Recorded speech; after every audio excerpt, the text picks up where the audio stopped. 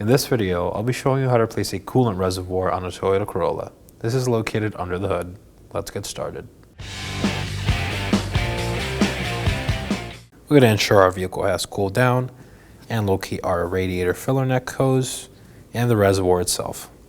We're going to follow the hose and pull it off of the cap. Grab it with both fingers and pull. Set it aside.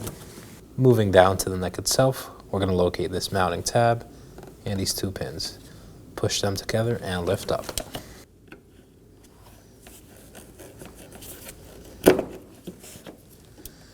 Now set the whole assembly aside. We're going to locate this 10mm mounting bolt and remove it as well. Set it aside, pull the whole assembly out of the vehicle, and there it is. Reuse or dispose of this coolant properly. We're going to put our reservoir back in place, lift up on the hose and filler neck, and slide it into the rubber mounting location. Once everything's aligned, reinstall your bolt.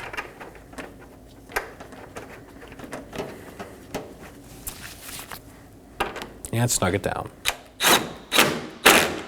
Mount the filler neck on the tabs of the reservoir, line them up and push down until it clicks, and remove the original hose. Just twist and pull it off. Reinstall the new one. Just slide it over until it's fully flush. Clean any coolant up and make sure everything is secure. We're going to top off our coolant reservoir with some manufacturer-approved coolant. Top it off in between the fill and low line. Remove your funnel and close the cap. When only the best will do, demand TRQ.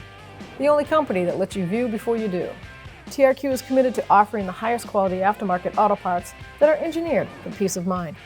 Thanks for using and viewing with TRQ.